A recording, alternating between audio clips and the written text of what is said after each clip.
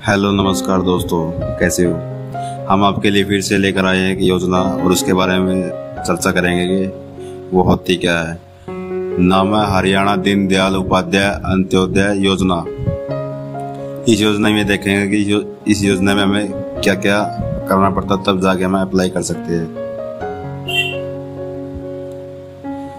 पहला है योजना का उद्देश्य, दूसरा है पात्रता यानी कि एलिजिबिलिटी क्या रहेगी, और तीसरा है सहायता राशि इसमें कितनी मिलती है, आवश्यक दस्तावेज क्या लगेंगे, और 5वें नंबर पर है आवेदन प्रक्रिया। हम इन 500 पर एक एक करके चर्चा करेंगे। वीडियो में अंत तक बने रहे। धन्यवाद। स्टार्ट करते हैं।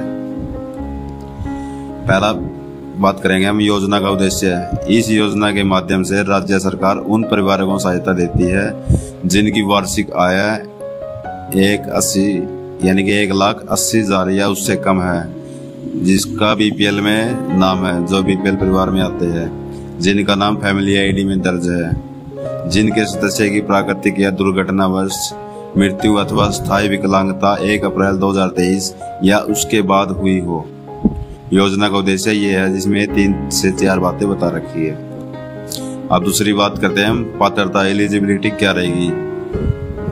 आवेदन करता हरियाणा राज्य का निवासी होना चाहिए, परिवार पहचान पत्र यानी कि पीपीआईडी में पंजीकृत परिवार होना चाहिए, परिवार की सत्यापित वार्षिक आय 1,80 लाख से कम होनी चाहिए यानी कि 1,80,000 से कम होनी चाहिए, लाभार्थी की आयु 6 से 60 वर्ष के बीच होनी चाहिए, मृत्यु या विकलांगता 1 अप्रैल 2023 या उसके बाद हुई हो। समझ गए होगे ना, 1 अप्रैल 2023 या फिर उसके बाद हुई हो। ये योजना का उद्देश्य है और ये पात्रता है। हम बात करेंगे अब तीसरे नंबर की। तीसरे नंबर पर है सहायता राशि कितनी मिलती है। मृत्यु या 70% से अधिक की स्थायी विकलांगता होने पर पात्र सदस्य के परिवार को निम्नलिखित राशि प्रदान की जाती है। 6 से 12 वर्ष वाले को मिलती है 1 लाख रुपए, 12 से 18 वर्ष वाले को मिलती है 2 लाख, और 18 से 25 वर्ष वाले को मिलती है 3 लाख। 25 से 45 वर्ष के बीच होते हैं जो उनको मिलते हैं 5 लाख, और 45 से 60 वर्ष वाले को मिलती है 3 लाख रुपए। ये राशि है जो इस योजना में मिलती है। और विशेष प्रावधान क्या है, यदि मृतक की आयु 25 से 45 वर्ष है और परिवार में नाबालिग का है यानी कि और परिवार में नाबालिग बालिका है तो 2.5 लाख की राशि सीधे लड़की के आधार से लिंक बैंक खाते में भेजी जाएगी। हम बात करते हैं अगले स्टेप यानी कि आवश्यक दस्तावेज।